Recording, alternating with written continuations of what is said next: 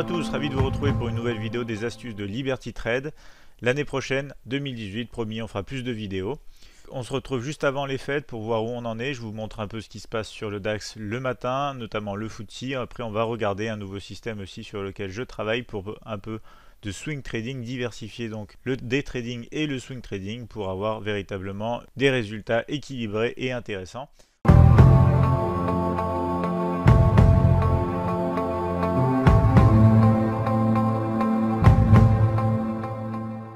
On va démarrer avec le DAX sur cette semaine. Alors il s'agit ici du DAX 30 uniquement la matinée, donc la séance européenne, avec une très belle journée dès lundi matin. On a eu ici l'équivalent de 16% donc de profit au cours d'une matinée. Alors ça s'explique comment? Ça s'explique avec donc plusieurs prises de position, toutes dans le même sens, toutes atteignant leur objectif et un trading stop commun qui s'arrête ici sur le niveau des 13 307. On est parti pour la plus basse des positions sur les 13 221. Donc ça explique pourquoi on a un résultat aussi bien. Alors ça n'arrive pas tous les jours. Il faut savoir que dans notre historique à l'heure actuelle, on sait que la pire des journées pour un compte à 10 000 euros et un risque à 0,5%, c'est 400 euros de perte. Et on sait que pour l'instant, par exemple, les meilleures journées donc, sont un peu comme ce qu'on a eu lundi avec 16% de profit, donc à savoir dans les 1600 euros. Donc on continue d'étudier cet historique. Alors je voulais aussi vous dire pourquoi ça prend autant de temps. C'est tout simplement parce qu'il faut véritablement pousser les tests historiques. Donc dans leur retranchement, il faut trouver la meilleure façon donc de prendre sa position, de gérer, de placer son stop loss, ensuite de gérer le stop loss et bien évidemment de trouver un meilleur premier objectif, deuxième et troisième et la meilleure façon notamment donc de faire un trading stop. Ça prend véritablement beaucoup de temps. Ici on retrouve un autre signal très intéressant, donc la journée de mardi, on a eu un seul signal, mais on a été capable ici donc de pousser le trading stop jusqu'au bas du mouvement. Donc je le rappelle, tout ça c'est des tests historiques. On va voir avec le temps ce que ça va donner sur des comptes de débo et sur des comptes réels plus tard. Ici on a une autre très belle position. On a ensuite ici une mauvaise position suivie d'une autre mauvaise position, malheureusement touchée de très peu donc avec le stop loss. On retrouve ensuite donc une belle position ici, le 21. Ici, deux positions qui ont quasiment touché donc le premier objectif, mais qui ne l'ont pas touché. Donc dans l'historique automatique, bien évidemment, ce sont des mauvaises positions. Ici, en manuel, on aurait sûrement commencé donc à se protéger dès qu'on touche ces niveaux. C'est aussi ce genre de paramètres qu'il faut rentrer donc en compte dans la machine. On aura ensuite ici donc de très belles positions avec des trading stops qui vont pousser très haut ici par rapport au point d'entrée. On retrouve la journée du vendredi avec une bonne première position, une deuxième mauvaise et une troisième mauvaise. Donc ça fait quand même une semaine positive sur le DAX 30 au cours de la matinée européenne. On regarde maintenant le FTSE. Le FTSE, on a eu un très beau lundi aussi. Lundi qui se situe voilà, ici. Donc avec une seule position, très belle position. On n'a pas pu remonter malheureusement le trading stop très haut étant donné les paramètres actuels, mais on a eu une très belle position ce lundi. Ensuite on fait face à deux mauvaises positions ici. Le mardi, encore des mauvaises positions ici, avant d'avoir une très belle position qui va commencer donc à récupérer les pertes donc des journées précédentes. On aura encore ici une bonne position suivie de deux mauvaises. Donc on est en train d'étudier à l'heure actuelle donc ces statistiques sur de nombreuses années, donc notamment 5 ans, 6 ans, 7 ans. On va voir ce que ça donne en fonction de chaque année, en fonction des paramètres que l'on étudie, pour véritablement avoir une solution de day trading et scalping intéressante sur les indices européens. Alors je souligne qu'on fait la même chose pour les indices américains, le Dow Jones 30, le Nasdaq 100 et le DAX 30 aussi, donc indice européen, même l'après-midi. On étudie notamment donc ces résultats aussi. Je vais maintenant vous montrer donc le système de swing trading en graphique H4 sur lequel je suis en train actuellement aussi de travailler. Donc c'est pour diversifier les résultats et notamment avoir donc deux stratégies de trading qui viennent donc s'équilibrer l'une l'autre. Ici on retrouve donc différents signaux sur ce graphique, des signaux verts et des signaux verts ici pardon et des signaux jaunes. C'est des signaux qui sont donc générés de manière automatique selon une stratégie qui est mise en place à travers donc la coloration des barres ici en vert, en rouge. On est même sur un modèle où on a des barres grises pour éviter donc certaines périodes de range. Donc ici c'est la même chose, il va falloir donc trouver la meilleure façon de se protéger, de placer un stop loss intelligent dans le cadre de cette stratégie en fonction de la paire sur laquelle nous sommes, déterminer donc la meilleure façon d'avoir un premier objectif qui est touché relativement souvent, puis ensuite un deuxième et un troisième, et une gestion money management avec un trading stop, pourquoi pas un break-even. Ce sont toutes des stratégies intéressantes à étudier. Il faut savoir qu'elles ne fonctionnent pas toutes en fonction du marché sur lequel vous vous trouvez, donc pensez bien à tester un peu dans tous les sens pour trouver vraiment et suivre la personnalité donc de la paire ou de l'indice que vous tradez, puisque chaque marché quand même forex, comme des paires de forex et les indices, ont quand même leur propre personnalité. Ils ne bougent pas tous de la même manière. Il y en a qui sont beaucoup en tendance, il y en a qui sont beaucoup en range. Forcément, les gestions et objectifs donc pour ces paires de forex et pour ces indices vont varier. Ce ne seront pas toujours les mêmes. Ici, on part quand même d'une base donc commune. Ici, vous retrouvez l'euro haut en graphique H4 avec donc des positions à l'achat, des positions à la vente. Donc par exemple, si on prend les mouvements les plus récents, ici, on a une bonne position vendeuse avec un point d'entrée ici, un stop loss ici, premier objectif, deuxième, troisième et un trading stop. Toujours pareil ici, cette fois signal vert, donc on a un premier objectif rapide, deuxième, troisième, trading stop. Ici aussi, donc que des bonnes positions pour l'instant. Ici nous avons donc quelques mauvaises positions avec celle-ci. Celle-ci touche quand même le point de money management, donc on peut s'attendre à sortir en break-even par exemple si on utilise un système de break-even. Ensuite on retrouve une mauvaise position, une bonne, une bonne, une bonne. Ici on aura une mauvaise position et une bonne position ici en cours. À l'heure actuelle on aurait donc touché le premier objectif, deuxième, le troisième on serait passé vraiment très très proche, donc on serait déjà en trading stop ou break-even étant donné donc le mouvement qu'on a eu très proche du dernier objectif.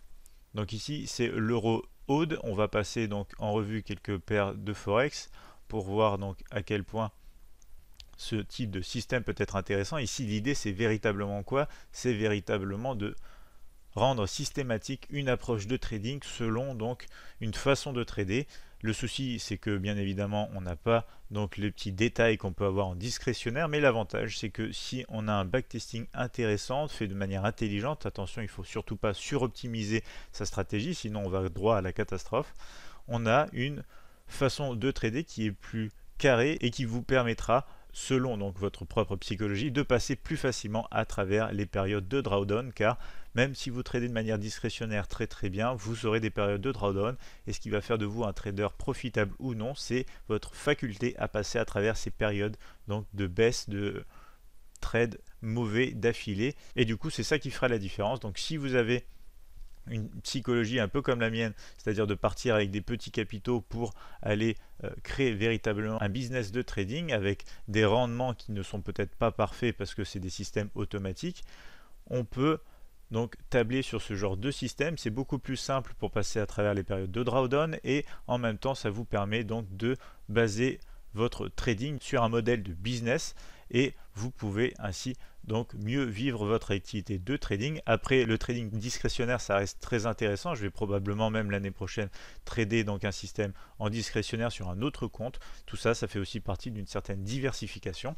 Alors on va voir un petit peu aussi sur l'USD CAD donc les mouvements qu'on a eu. Vous voyez qu'il y a quand même beaucoup de signaux. Alors aussi ici on n'a que des signaux jaunes pour la plupart. Vous retrouvez quelques signaux verts ici. On aurait très récemment une sacrée chute donc sur l'USD CAD dans une période quand même, comme vous le voyez, de range. On est entre les derniers points hauts ici, les derniers points bas qui sont un peu donc situés par là. On est en train de casser ici les derniers points bas, n'empêche les plus récents. On a touché ici certains objectifs sur une toute petite position. On va passer sur le NZD USD, retrouver un petit peu donc les mouvements comme ceci. Donc on voit il y a eu beaucoup de positions prises. Aussi après on va voir si on s'arrête à un certain nombre de positions pour ne pas non plus trop avoir de signaux, surtout si on veut trader une dizaine de paires, ou pourquoi pas passer sur un graphique journalier avec la même approche.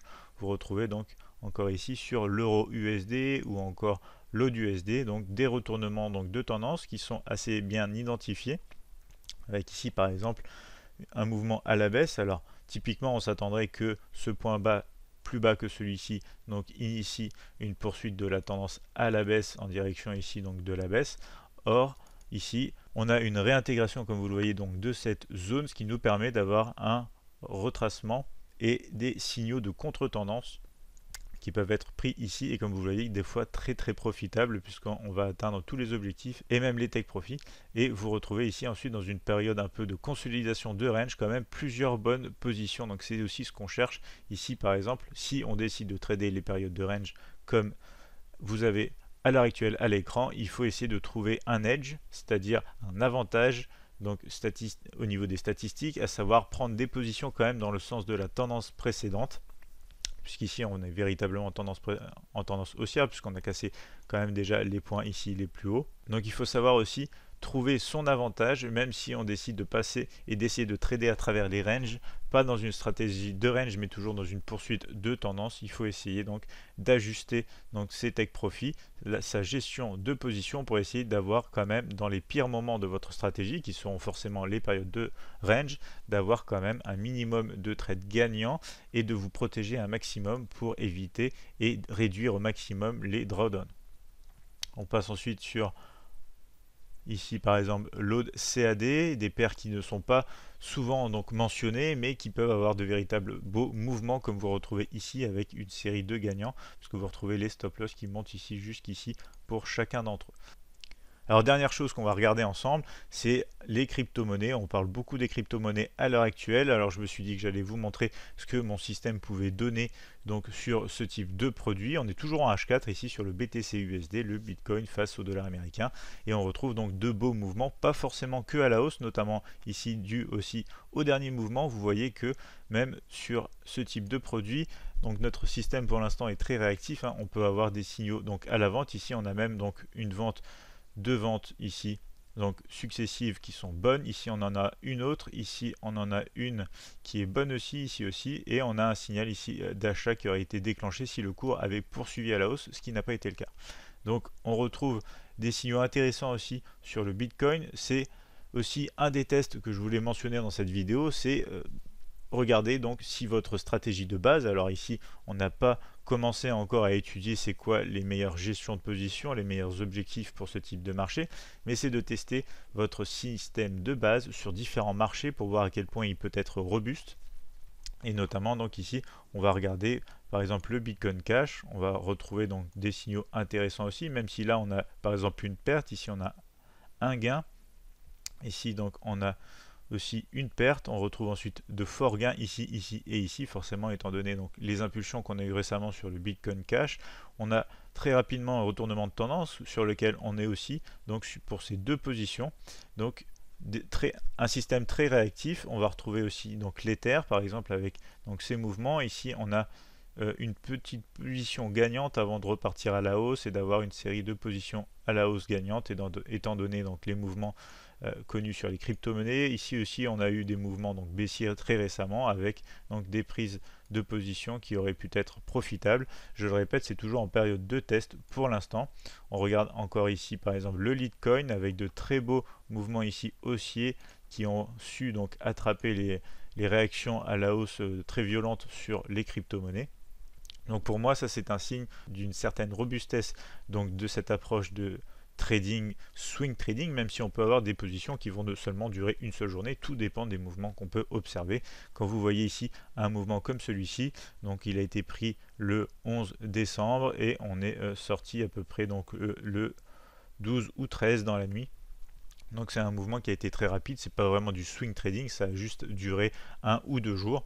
Donc c'est un système un petit peu hybride sur lequel on essaye de travailler en ce moment pour avoir deux solutions, une solution de day trading scalping avec nos bâtonnets Renko que vous avez vu précédemment et une solution plutôt de swing trading court moyen terme et comme ça avoir des résultats donc sur deux types de stratégies, des résultats qui pourront équilibrer donc une belle courbe à la hausse, on l'espère bien sûr donc sur notre capital. Donc je vous souhaite à tous de très bonnes fêtes de Noël, une bonne année, plein de bonnes choses pour 2018 et forcément un bon trading à vous tous.